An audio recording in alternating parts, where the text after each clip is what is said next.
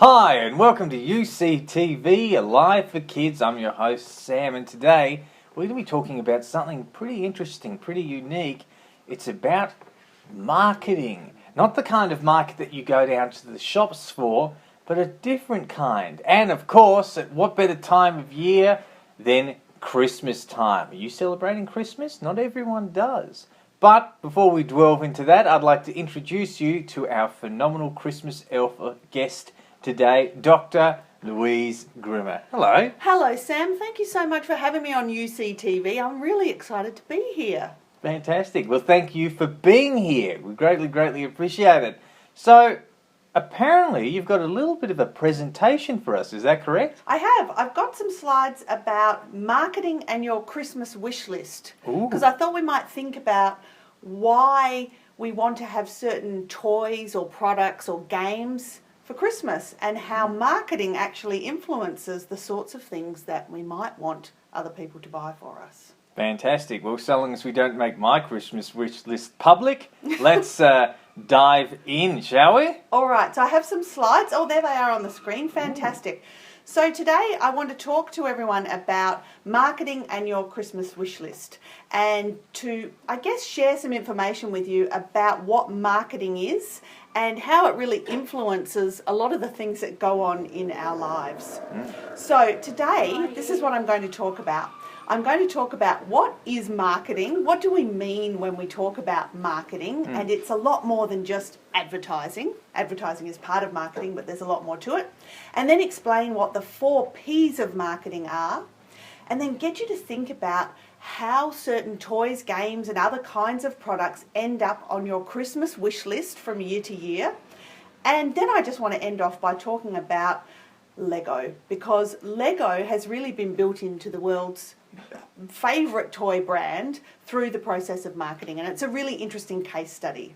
So hopefully I've got enough time to cover all of those topics. So let's get right into it. So if we think about what is marketing, often when you say to people, what is marketing? People will say, well, it's just advertising. Well, it is. Advertising is part of marketing, but marketing is really what we try to do when we work in business. We're trying to convince people to want something first, and then we actually want them to actually go and buy. It might be a product, it might be a service. So that's really what marketing is. It infiltrates everything that we do. And the reason that I love marketing so much is that I like people. I'm really interested by people. I find them fascinating. And so marketers do a lot of research into people. What do people like to eat? Where do they like to shop? Where do they live? What sorts of products do they want? And so that's a really interesting career that some of you might think about getting involved in. And marketing really covers a whole lot of different kinds of jobs that you might look at doing when you're older. So let's have a look at why toys and games are so important at Christmas time. You can see on your screen there that in Australia, the toy and games industry generates $3.7 billion every year. So it's a really big industry. And if you look at the next figure, around 2.6 million people who live in Australia actually buy toys and or games on average over a 4-week period. And I've got to say, hands up, I'm one of those people. So you might want to look around where you are at the moment and put your hand up if you might be one of those people as well. Now, Christmas, of course, is a really important time for toys and games marketers and people who make toys and games, and for retailers who sell these products. This is the time of year, and when we talk about Christmas, it's really from about November right up until Christmas Day. This is the time of the year when most of the toys and games are sold. So it's very important, and you would have seen already lots of advertisements, lots of promotions, lots of sales promotions when you go into shops, trying to get people to buy toys and games. Now, one of the big problems this year that COVID-19 has presented, if you think about it, we didn't have as many films this year, did we? No, we didn't. I go to the movies a lot, and I haven't been very much this year. And that's one because we couldn't go into cinemas for a lot of the time, but also a lot of the studios weren't actually producing movies. They had to put all the production on hold. Now that has a really detrimental effect on toy manufacturers, because a lot of the toys that are sold are linked in, or what we call licensed, to a lot of the films. All So if that you think tie-in merchandise. all the tie-in merchandise. Now, the problem is we didn't have those films this year. So that's a big problem for toy manufacturers and toy retailers. So it's going to be interesting to see what happens with toy sales this year. So what I want you to do now is just take a moment and think about something that you're hoping to get for Christmas this year. So maybe just take 1 minute. Some of you will know immediately. Others might have to just have a quick think. Now, it might not be a toy or a game. It might be an experience. You might want to go somewhere. So think about something that you're really, really hoping that you might get this year. Okay, you've done that, Sam? I have. Hope everyone else has done that too. Okay, I've got mine. Now, how do you know about that product or game or toy or experience? How did you first hear about that? Was it because a friend told you about it? Did you see an advertisement when you were watching YouTube perhaps? Did you see something in the paper, or did you see it in a shop when you were out and about? How are you going to buy that product? Where is it actually sold? Can you buy it in a physical store, or do you have to buy it online? Is it actually even available in Australia? And then think about how much does it cost? Is it something that's fairly reasonable, or is it something that's really expensive? So think about those questions, because all of those things that I've just asked you, they are things that marketers control and marketers think about. So let's have a look here at what we call the 4 Ps in marketing. And I've selected a product that I'm going to use to illustrate these 4 Ps in just a moment. It's a product that's very popular in our house, and it might be popular in some of your houses as well. So marketers think about, what is the product that we're selling? We need to design a product that's going to appeal to our customers, or what we call our target market. We need to design it in a certain way. Are there going to be lots of different kinds of products that are all related? And then marketers think about, well, how much are we going to sell this product for? How much are people willing to pay for our product? And importantly, what is the competition charging? Because that's something that we need to think about as well. And then promotion, the 3rd P. How are people going to find out about our product? And that's where advertising and things like that come in. And then the place. Where are people going to buy our product? And we know that this year, because of COVID-19, more and more people were shopping online than ever before. So you might be able to buy it online, or you might actually have to go into a physical store to buy it. And then lastly, we always think about, who is our product or service for? And what we're trying to do is we're trying to solve a problem for customers. What kind of value can we give our customers when they buy our product or service? And we call this group of people the target market. So you guys who are watching this, you are the target market for a lot of products. And a lot of you are the target market for the product that I'm about to show you. And here's my product. Ooh. Now, this is Super Mario Lego. This is a new product, and this has been very popular in my household because I have a nearly 10-year-old at home, and he's been very into Super Mario, and I thought this was a good product that I could use to explain the 4 Ps to you all.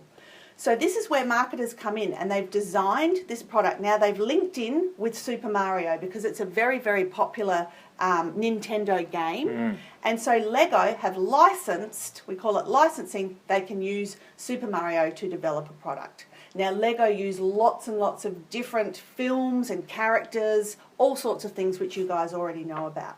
Now, the interesting thing about this product that you can see in the top left-hand picture there is that there's all different kinds of products in this product range, and they range from different prices, and they want you to buy the set that is the sort of core of Super Mario, and then you've got to buy all these expansions, all these expansion sets. And so what they're really trying to do is to almost get you addicted to buying these kinds of products. So it's quite clever. Here is, it's called the starter course. So here's the starter course, and you can't really use this product without the starter course. So they've got you there. You pay your money and you've got your starter course. But then you've got to buy all of these other expansion sets. And so that's very clever on the part of Lego, because they're really getting people to buy more and more of their products. And that's what marketing is actually all about. We want people to buy products or services. Here are some of the other add-ons that you can have. Now, cleverly, what they've done with this product is they've thought, well, we'll have the actual product, but we've got an app as well. So they're just really trying to reinforce that brand of Lego and Super Mario working together and giving their target market, you guys predominantly, all of these different choices in the products that you can buy. Then we look at the price.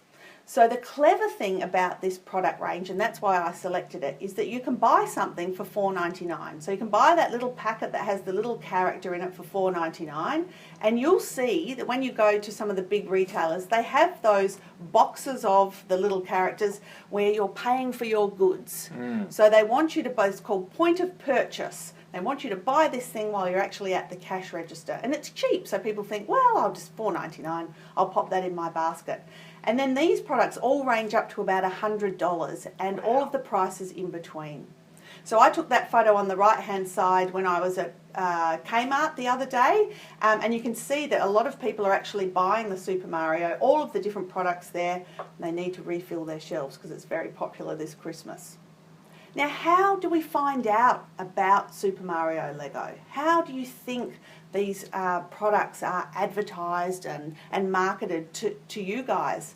Well, there's quite a few different ways. Obviously, Nintendo, that owns Super Mario, will do some advertising on their website. And you can see the advertisement that I've got there on the right-hand side. But not everybody visits the Nintendo website. So we have to get our advertising out a lot more broadly to our target market. So you can see that some of the retailers will do their own advertising as well. So that advertisement on the right-hand side is from Kmart, and they will start, Kmart and all of those other big retailers, all the online retailers will start to advertise as well.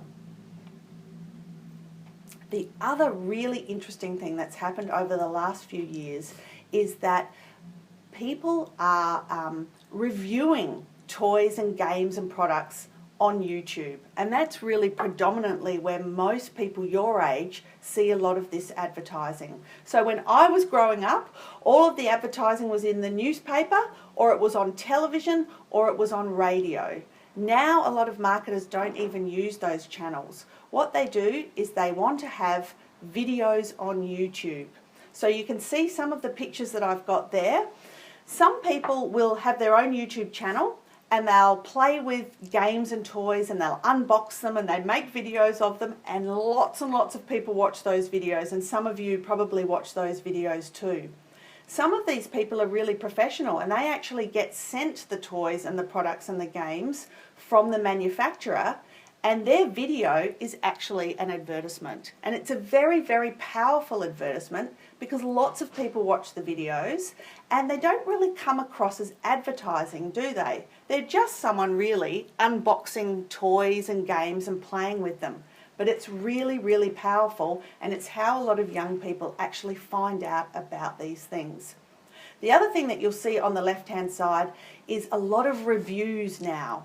So when you buy something online, for example, you're encouraged often to leave a review. So you can see you can give something 5 stars down to 1 star, and you can leave a comment about it. Now, if there's a product with some great reviews, lots of stars and lots of comments, that's called social proof. If other people are buying this product and if other people like this product, then it must be really good. And that's a really powerful tool that marketers use. And then finally, we have the place. Where do you actually go to buy these products? Well, for Lego, if you're lucky, you might have a Lego store where you live. Now, we don't have one here where we are in Hobart, which is a bit sad, but there are lots of places around the world and even in Australia there are Lego stores. But predominantly, a lot of products are sold now online. So Lego have their own online store, and then of course they want to get their products into as many shops as they can. So you can buy Lego really anywhere. You can buy it from some of the big retailers, and you can buy it from online retailers as well. But all of these things that I've just talked about, the 4 Ps, marketers are involved in every step of the way. So I wanted to share that with you, just thinking about that particular Lego Mario product. And then I just want to say very quickly on this slide, this is what marketers are trying to do. They're trying to move you through this called the AIDA model: attention, interest, desire and action. They want to get your attention and interest about a new product, then they want to make you really want that product, and they do that through videos and interesting advertisements. And then the action is they actually want you or your parents or carers or friends to actually end up and make that purchase. So that's my little look at the 4 Ps. Fascinating. And then I thought I might just end off, if I've got time, Sam. I think we've probably got one or two. 1 or 2 minutes. Yeah, let's All quickly right. have a look. Now, I should just say I am in no way endorsed by Lego, but I'm fascinated by Lego because it's actually the world's favourite toy brand. And so if we just look very quickly, some of you might know this already, but Lego has been around for a very, very long time. It first came out in Denmark, and to begin with, they were wooden toys. Now, the Lego brand that it's known as today is really based around those small plastic bricks. And we would say that Lego is ubiquitous. So maybe look around where you are and put your hand up if you've got some Lego at your house. Okay, I've got my hand up. Yeah.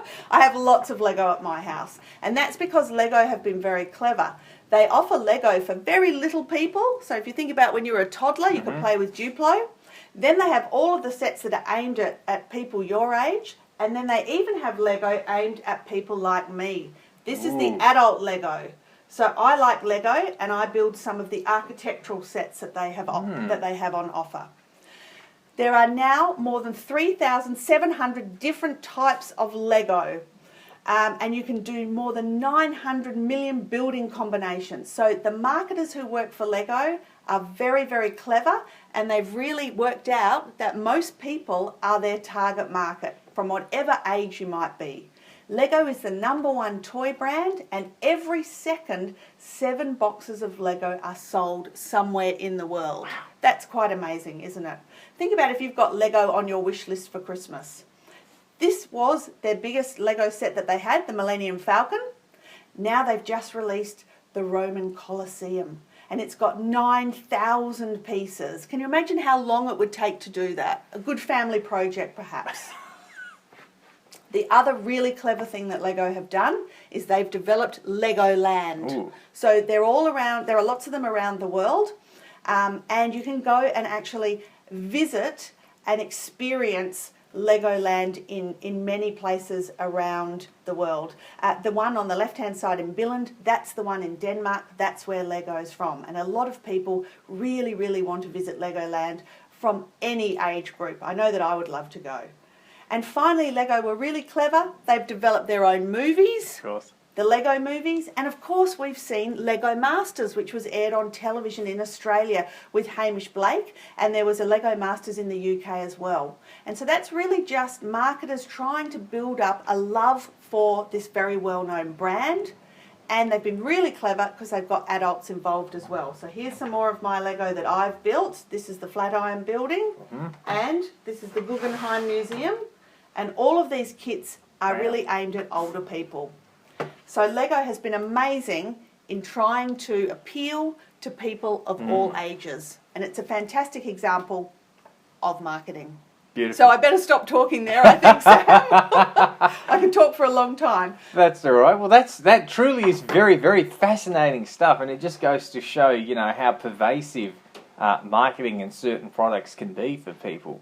So we'll have a brief 5-minute break for everyone at home, and you can all think up some questions. And just like the good doctor was saying, ask yourself, where did you hear about some of the products that you're interested in? Where can you get them? And other interesting questions you might like to ask. So we'll have a brief 5-minute break.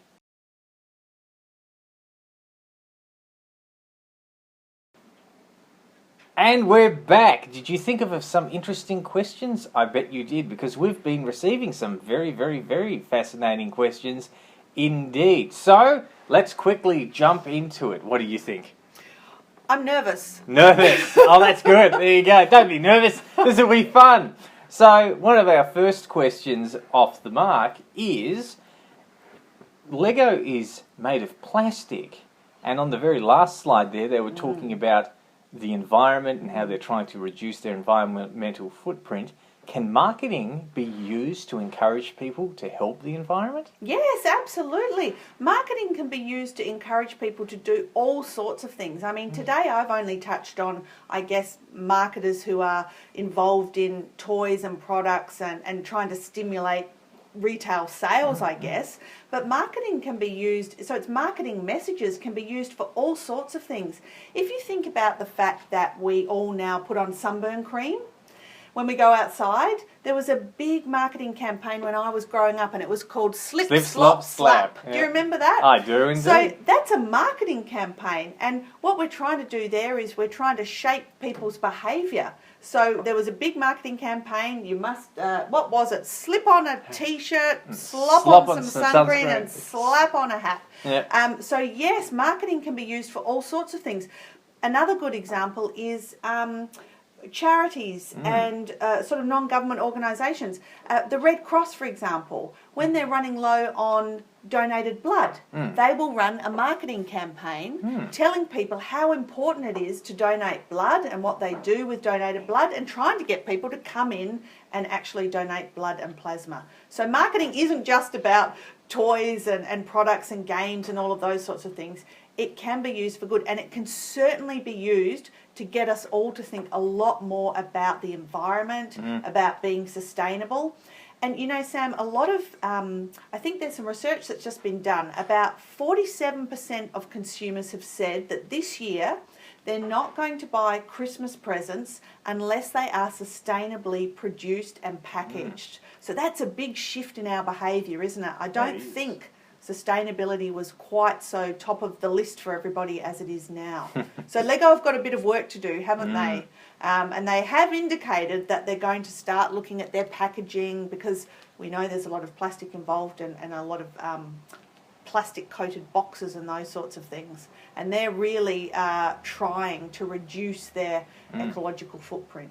Fascinating stuff, fascinating stuff. Now, you were showing some little models earlier. Do you want to talk more about those? Yeah, look, I'd love to. them? I hope, so this is my sort of Lego that I have, that's mine, that I did. And I just bought 3 in today, brought 3 in. So this is, some of you might recognise this building. This is called the Guggenheim Museum, and it's a very famous museum in Manhattan in New York in America. And this took me hours to do. I know it doesn't look very big. Does it look very big? I know. I thought it was going to be bigger when I was sort of getting the pieces. Marketing lied to you. How could it? I thought it was going to be a really big. Anyway, it did take a long time because look, lots of tiny little pieces. This is another building that's in Manhattan. This is called the Flatiron Building. You can see it's shaped like an iron. an old-fashioned iron. Yeah, so that's called the Flatiron Building, and that took me a long time as well. But the one that I do really like, and some of you guys might have seen these in the shops, there's a lot of what they call skylines that Lego produce. This is the Manhattan skyline. You see I've got a bit of a theme today, Sam. This is meant to be the Statue of Liberty. I think this one's the Empire State Building, the Chrysler Building. This one here's a little Flatiron Building that I just showed you before. And we decided this was the Freedom Tower. Freedom Tower. Now the reason that I brought these in is that Lego have been very, very clever marketers, because not just content to sell products to children, really trying to get the adults involved as well. And you guys might have seen when you go to the shops, there are some really fascinating Lego sets that are for adults, and there are groups of adults that get together and make Lego and talk about Lego and go online and chat about Lego and show what they've done. So there's a lot of very interesting marketing that goes on, not just from Lego, from lots of other products and toys and games as well. But I just want people to think very critically, I guess, as you said before. Think about, why is it that you know about that product, or why is it that you want that product? And it's not all about getting toys and products and games at Christmas. There's lots of other things we can give that don't require things being bought, aren't there? That's true. We could give the gift of doing some chores around the house. We could give a gift voucher for doing some babysitting or some gardening or those sorts of things. You can give a hug. Yeah, I was going to say you could give a kiss or a hug. And sometimes parents and carers love that sort of thing, don't they? It's not always about buying products. That's right. Beautiful. Thank you so much for coming in today. Greatly appreciate your time. And also thank you so much for showing us your great little Lego collection there as well. Thank you so much for having me on UCTV, Sam. Thanks, everyone. Beautiful. And thank you all at home as well for joining us. Thank you for watching. And of course, over this little Christmas period, just think about those questions that were brought up. Why is it that you think you want something? There's something to wonder about. And of course, the gift of giving in and of itself is sometimes the best gift of all. So, without further ado, we will wrap it up. But before we go, just a reminder that UCTV Alive will be bringing you an interesting episode next week about bringing the bird song back to Tasmania on the 16th of December. Same time, same place at 9:15 a.m. Glenn from the University of Tasmania will talk about the work being done in the Tasmanian Midlands to restore the habitat of birds and other wildlife. So you will be able to get some bird call songs and we'll be able to try to learn them maybe. Who knows? So until then, don't forget everyone, stay smart.